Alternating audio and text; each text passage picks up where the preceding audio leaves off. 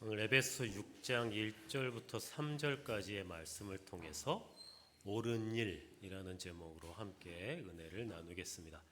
먼저 잠시 동영상 하나만 보시겠습니다.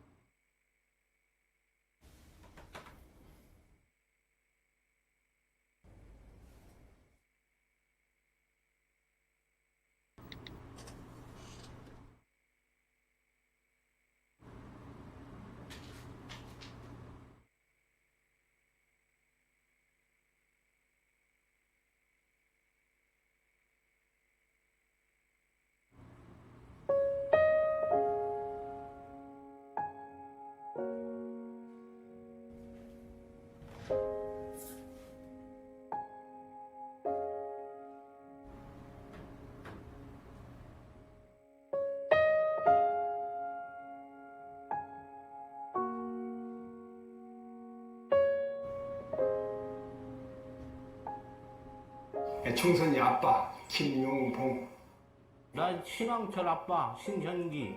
이영근입니다. 큰아들이. 저 영우 아버지 되는 사람입니다. 조유섭 아빠, 진영이 아빠. 성함은 김성복. 생각나지요.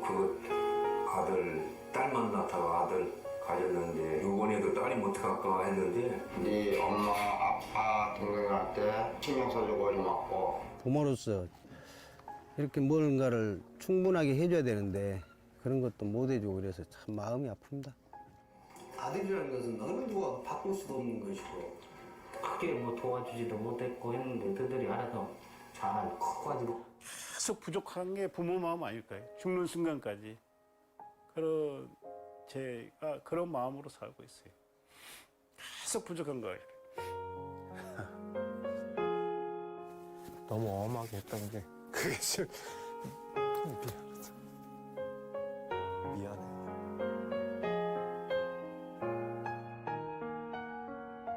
항상 내가 부족하고 항상 미안해요. 걔한테는. 미안하다 참. 모든 것이 부족하고 못 가르치고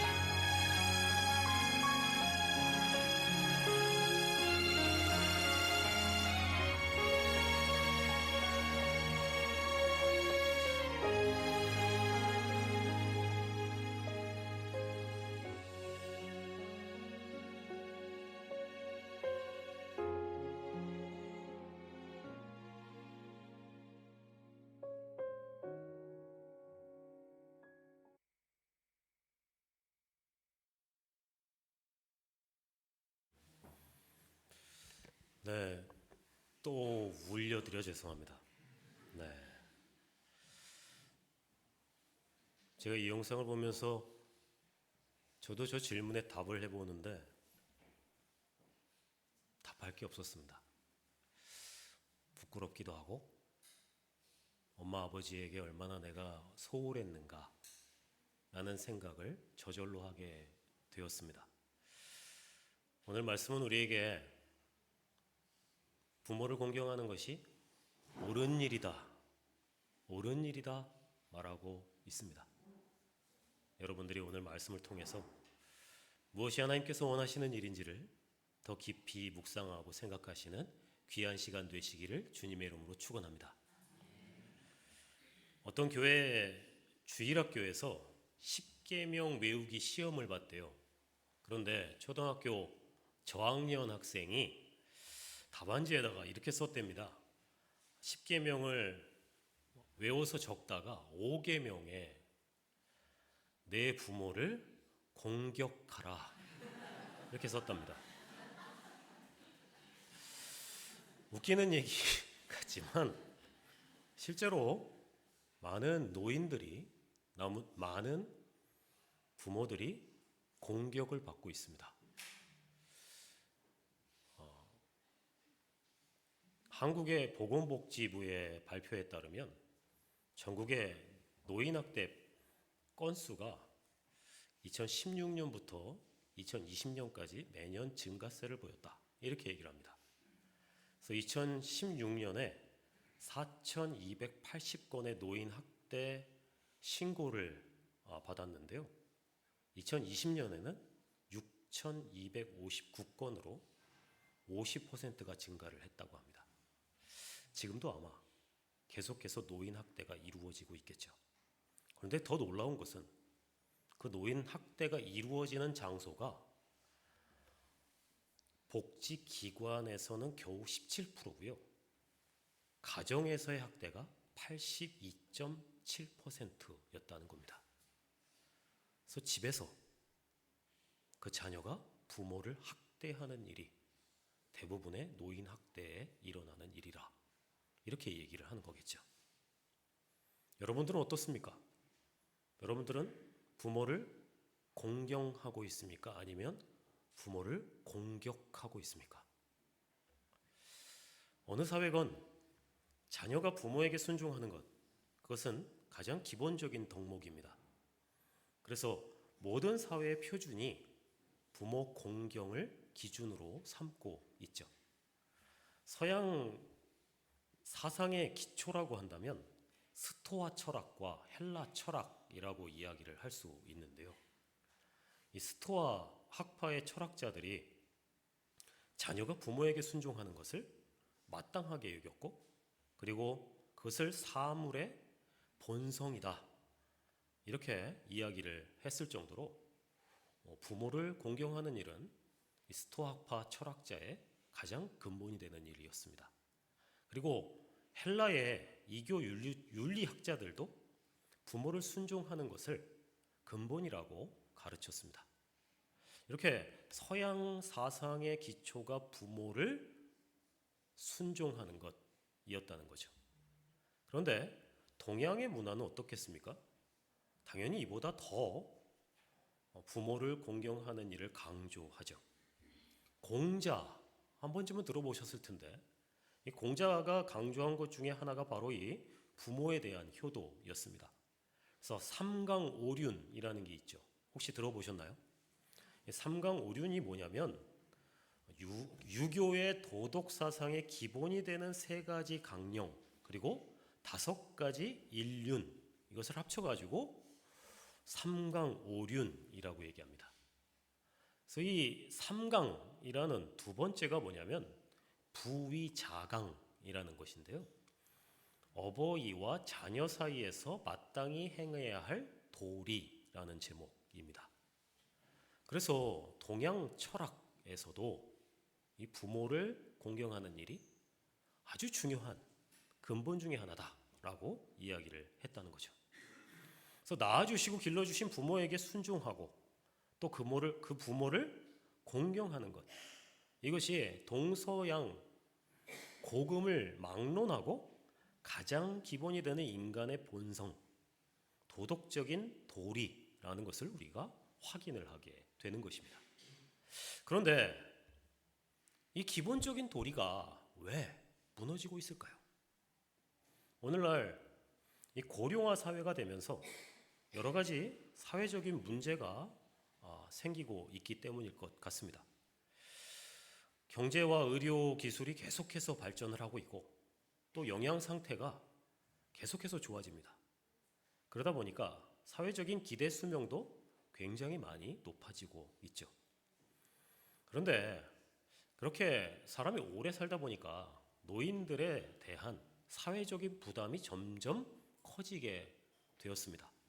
그리고 가정에서도 이 부모를 점점 짐으로 생각하는 일들이 점점 많아지고 있다는 거죠. 어떤 시어머니가 아들 집에 방문을 했대요.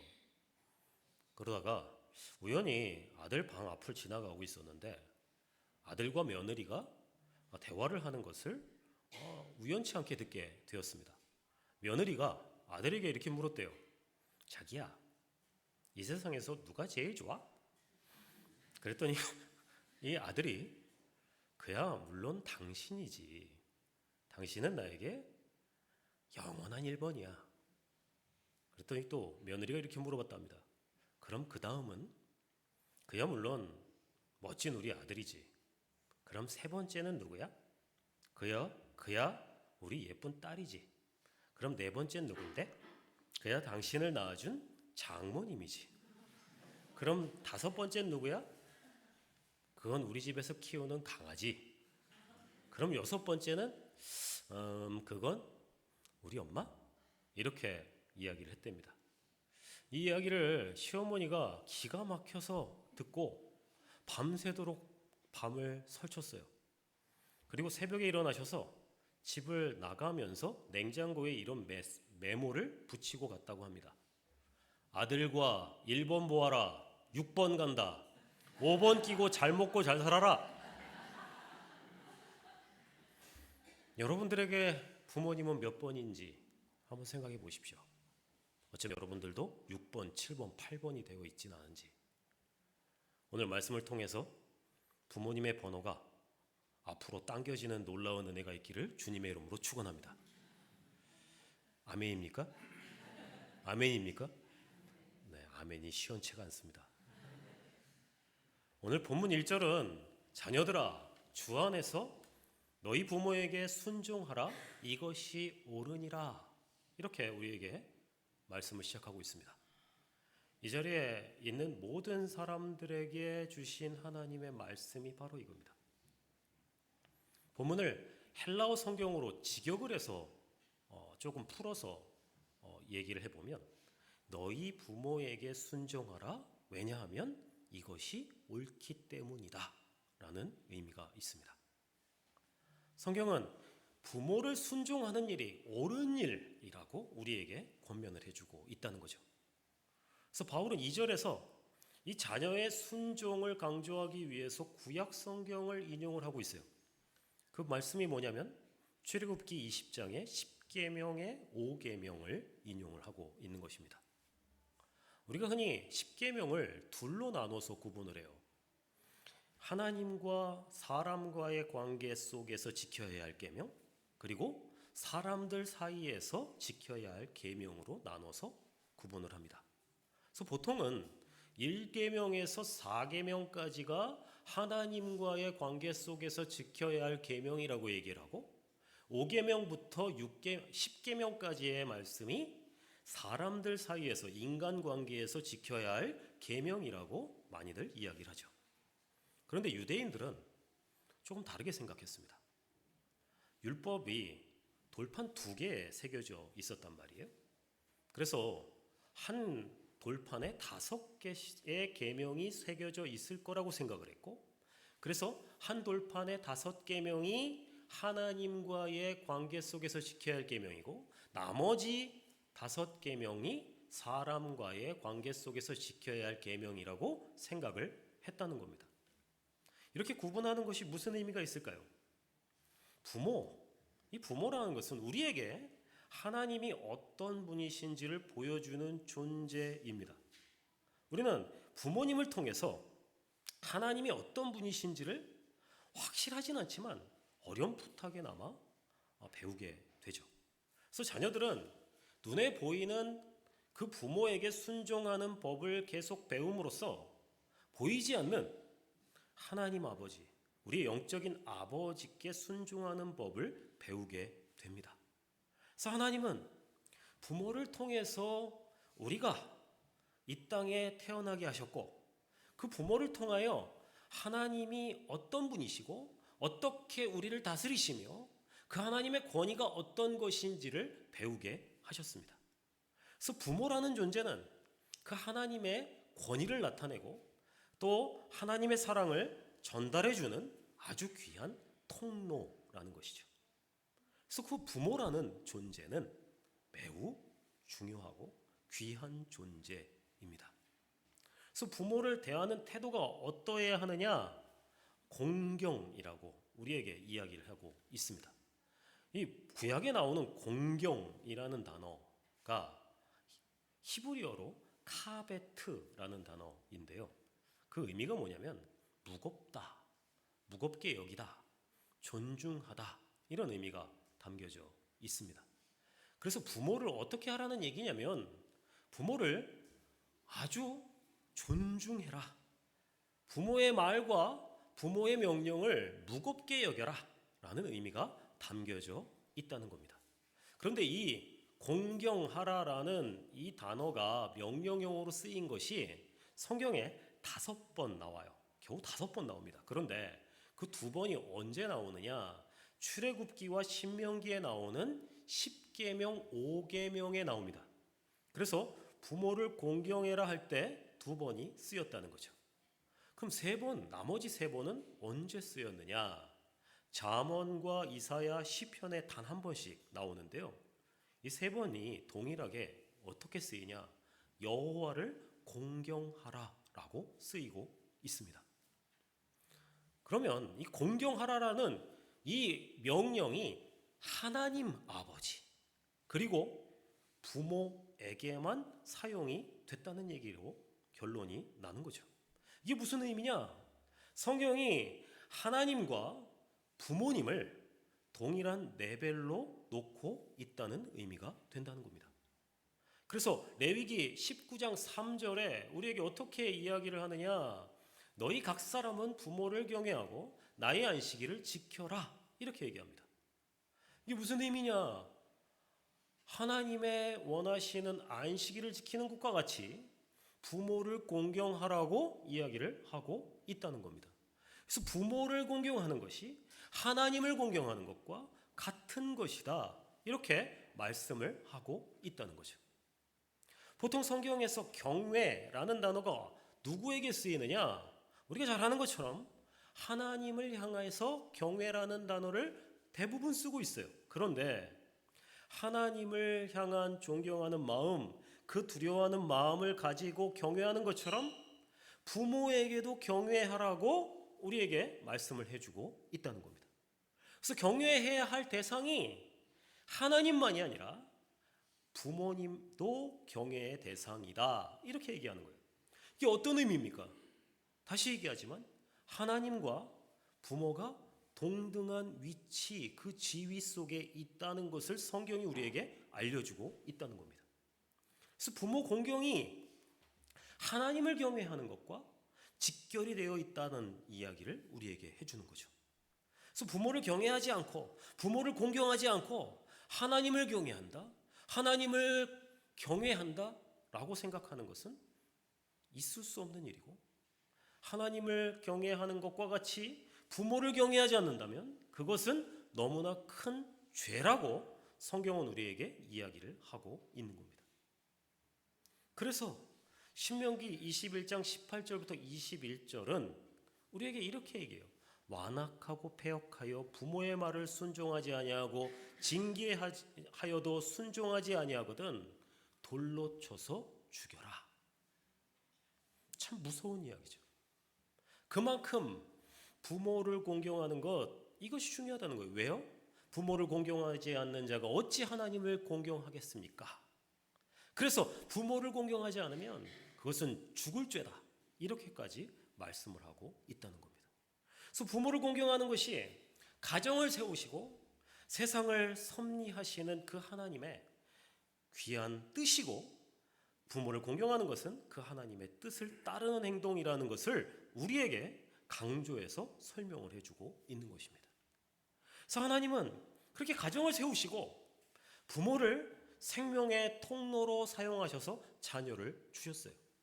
그리고 그 자녀를 잘 양육하고 돌보는 책임과 함께 자녀를 가르치고 지도하는 권세도 부모에게 위임을 하셨다는 겁니다.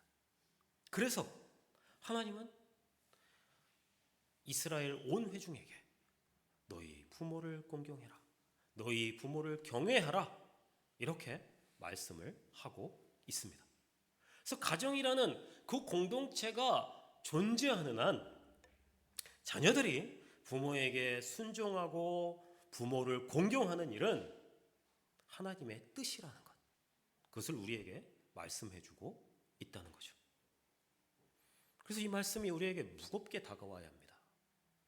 그저 매 어버이 주일만 다가오면 한 번 듣고 마는 말씀이 아니라 하나님은 이 일이 하나님의 뜻이라, 이렇게 우리에게 말씀해주고 있다는 거죠. 이것을 구약시대의 유대인들에게만 하신 말씀이 아니라 신약을 살아가는 우리에게도 동일하게 주신 말씀이라는 거예요.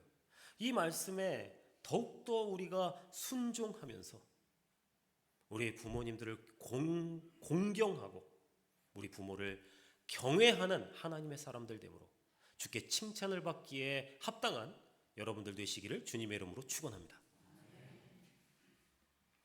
오늘 본문 3절을 보면 부모를 공경하는 것이 약속하신 복이 있다고 우리에게 이야기를 하고 있습니다. 3절을 보면요, 이로써 내가 잘되고 땅에서 장수하리라, 이렇게 말씀합니다. 사실 우리는 하나님의 자녀가 됐기 때문에 이미 엄청난 복을 받았어요. 우리는 원래 도무지 하나님께 가까이 갈 수 없는 죽을 죄인들이었죠. 그래서 우리는 하나님의 자녀이기보다는 사탄의 자녀로 살아왔던 시절이 더 길었어요. 그런데 우리를 하나님께서 하나님의 자녀로 삼으셨다는 것, 이것이 얼마나 큰 복입니까? 그래서 우리는 부모 공경을 통해서 하나님을 공경하는 법을 배우는 것, 그래서 더 하나님을 온전하게 공경하는 것, 그것이 어쩌면 당연한 일일지 모르겠어요. 그런데 그렇게 당연한 일을 부모 공경을 통해서 배우는 것이 우리에게 당연한 일인데도 하나님은 보너스 같은 복을 우리에게 주시겠다고 약속을 하고 계시는 것입니다. 그 복이 뭐라고요? 잘되고 장수하는 복이다, 이렇게 얘기합니다. 뭐 잘되고는 다 싶은데 장수하는 거에 대해서는 약간 고개를 기우뚱하시는 분들이 계실지 모르겠어요. 장수가 무슨 복이냐, 이렇게 생각하실지 모른다는 거죠. 그래서 어르신들께 오래 사세요, 이렇게 얘기하면 팔짝팔짝 뛰세요. 농담이라도 그런 말 하지 마, 이렇게 얘기하시죠. 네가 오래 살아봤어? 얼마나 힘든 줄 알아? 이렇게 얘기하신다고. 근데 장수하면서 오랫동안 살아가는 게 어쩌면 인간에게는 조금 고통스러운 일일지 모르지만 그 오랫동안 살면서 하나님을 공경할 수 있다면 그것이 얼마나 큰 복인가요? 장수하면서 하나님의 자녀로서 하나님이 원하시는 일들을 하며 하나님을 기쁘시게 하며 그 하나님의 자녀다움을 살아내는 기간이 우리에게 오래 허락된다면 그 일은 너무나도 크고 놀라운 복이 아닐 수 없다는 것입니다. 그래서 우리가 장수하면서 그 하나님께서 원하시는 그 좋은 하나님의 자녀로 살기를 바라세요. 그걸 누구 통해 배우라고 말씀하시냐면 부모를 공경하는 것을 통해서 배우라고 말씀하시고, 그래서 더 하나님이 원하시는 우리의 삶은 부모를 공경하는 삶이라고 가르쳐 주고 있는 것입니다. 이 효도는 그래서 억지로라도 해야 돼요. 억지로라도. 흉내라도 내면서 살아야 하는 것이 바로 이 효도라는 것입니다. 옛날 조선시대에 어느 임금님이 서울을 떠나서 개성을 한번 방문을 하시게 됐대요. 그래서 곳곳에 방이 붙고 또 소문이 막 났답니다.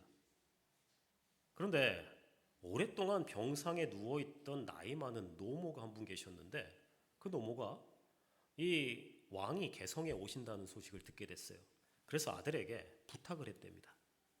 이 나라 백성으로서 어머니 이 나라님의 용안을 멀리서라도 꼭 한번 보고 싶다. 이것이 나의 마지막 소원이다. 이렇게 얘기를 하셨다는 거예요. 그래서 이 효자였던 아들이 왕이 오시는 날에 병든 노모를 등에 업고 50리 길을 막 달려서 막 잘 보이지도 않는 그런 이 상황 속에 막 까치발을 들고 어머니에게 왕을 보여드렸다는 거예요. 그런데 이걸 임금님이 보셨어요. 그래서 신하들을 통해서 그 효자 아들을 불러다가 그 효자에게 금 100냥과 쌀 한 섬을 하사를 하셨습니다. 그런데 이 소식을 어떤 불효자가 하나 들었어요. 그래서 나도 이참에 돈 좀 벌어야겠다라는 생각이 들어서 원치도 않으시고 아프시도 않은 어머니를 억지로 들쳐업고 길에 나가서 왕을 만나게 됐습니다.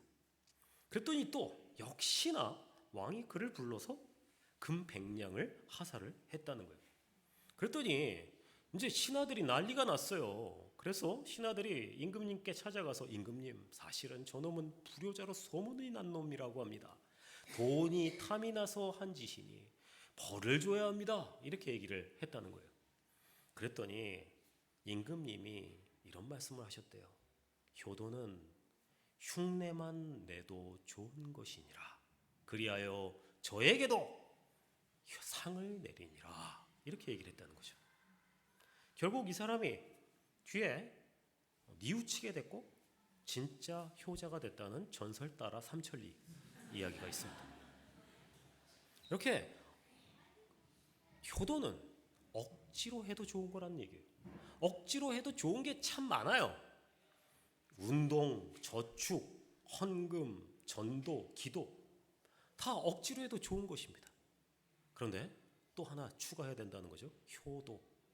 효도도 억지로라도 해라.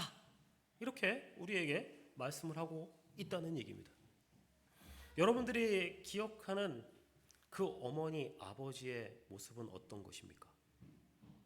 참 세월이 손살같이 빠르게 지나가서 어머니는 점점, 우리 아버지는 점점 늙어가시죠. 그래서 그 늙어가시는 엄마, 아버지를 볼 때마다 우리는 느끼게 됩니다. 우리에게 남은 시간이 많지 않다는 것.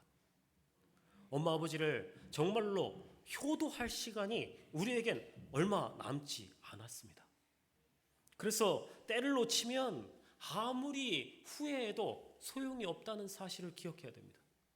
그래서 더 사랑하고 용서하면서 살기에도 부족한 날들이라는 것을 우리가 기억해야 한다는 거죠. 그래서 여기 혹시 아직 부모님이 살아 계시다면 하나님께 좀 감사했으면 좋겠어요. 그 자체가 정말 큰 선물이기 때문입니다. 부모님을 아직 섬길 수 있고, 아직 부모님을 공경할 수 있고, 아직 그 부모님들을 경외할 수 있으니까요. 혹시라도 부모님과의 관계가 조금 소원해진 분들이 계시다면, 그렇다면 다시금 여러분들 마음속에 부모를 향한 사랑을 가득 담아서 부모님들에게 그 사랑을 표현했으면 좋겠습니다. 그런 부모님들을 좀 용서했으면 좋겠고요. 여러분들이 지극정성으로 부모님들 공경하고 섬기는 여러분들 되셨으면 좋겠습니다. 그것이 하나님께서 기뻐하시는 일이며 그것이 옳은 일인 줄로 믿습니다. 혹시 여러분들 가운데 이제 더는 돌봐드릴 부모님이 계시지 않는 분들이 계실지 모르겠어요. 이 땅에서 그런 분들은 어떻게 해야 되느냐? 더 경건하고 더 신실한 삶을 사셔야 됩니다. 이게 왜 중요하냐면요. 성경을 보면 나사로 비유가 있거든요. 거지 나사로가 죽습니다. 죽어서 천국을 갔어요. 그런데 천국에 가서 그 세상 속에 살고 있는 식구들이 보이더라고요. 실제로 그런지는 잘 모르겠으나 뭐 없는 얘기를 예수님께서 하시진 않았을 거란 생각이 들고요. 그래서 어쩌면 우리 부모님들이 저 천국에서 우리를 지켜보고 계실 거라는 생각이 듭니다. 그 부모님들이 원하는 게 뭘까요? 우리가 예수 믿고 더욱더 경건하고 신실하게 믿음의 삶을 살아내는 게 아닐까요? 그것을 여러분들이 좀 기억했으면 좋겠어요. 더 더 거룩하고 신실한 삶을 살기 위해서 애쓰셔서 먼저 가신 부모님들이 우리를 볼 때 기뻐하시고 즐거워하시는 그런 효도의 자녀들이 되었으면 좋겠습니다. 그리고 이제 여러분들의 눈을 영적인 가족 또 영적인 부모들에게 좀 돌려봤으면 좋겠어요. 여러분들의 믿음의 성장과 삶의 순간순간을 위해서 지금도 기도하시고 계시고 함께 염려해 주고 계시는 지금 옆에 있는 사람들, 그 사람들이 영적인 가족입니다. 그리고 그 옆에 있는 분들이 우리의 영적인 부모입니다. 여러분의 담임 목사님, 영적인 아버지세요. 그리고 구역장, 교회 리더들, 그 모두가 우리의 영적인 어른들입니다. 그래서 교회에서 또 기도로 섬겨주시고 애써주시는 모든 분들, 그 모든 분들이 우리의 영적인 가족이요, 영적인 부모라는 것을 우리가 기억해야 한다는 것이죠. 그분들을 섬겨주셔야 됩니다. 그분들을 공경해야 합니다. 그분들을 경외해야 합니다. 그것이 하나님께서 원하시는 일이라는 것을 여러분들이 꼭 기억하셨으면 좋겠습니다. 최근에 천주교회 교황이 새로 뽑혔습니다. 이 천주교에서 성직자를 뭐라고 부릅니까? 신부님이라고 부르잖아요. 신부님. 이 신부라는 말이 뭐냐면 아버지라는 뜻이에요. father입니다. father. 그래서 교황을 뭐라고 부르냐면 포프라고 부르죠. 포프.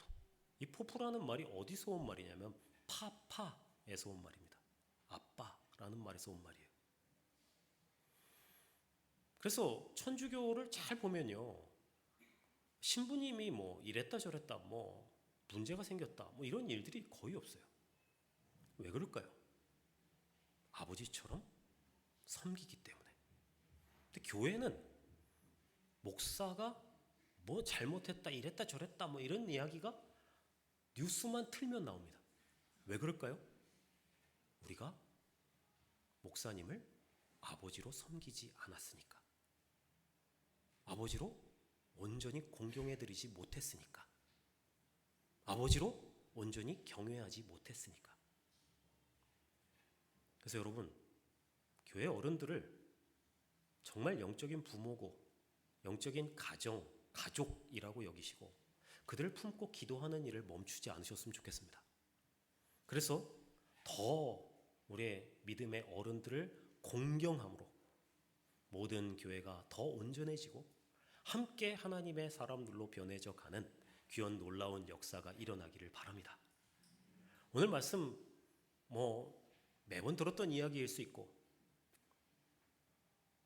별로 특별할 것 없는 이야기일지 모르겠지만 기억하셔야 될 것은 부모를 공경하는 일이 옳은 일이라는 것.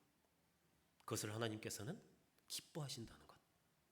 그래서 우리가 그동안 하지 못했던 일이라면 오늘이라도 부모를 공경하는 일에 우리의 마음을 쏟아놓는 여러분들 되셨으면 좋겠고, 또 나아가서 우리 영적인 가족인 교회를 섬기는 일, 또 영적 부모들을 섬기는 일을 더 열심히 해가심으로 주님께 칭찬을 받으시고 주의 은혜를 누리시는 우리 모든 성도님들 되시기를 주님의 이름으로 축원합니다.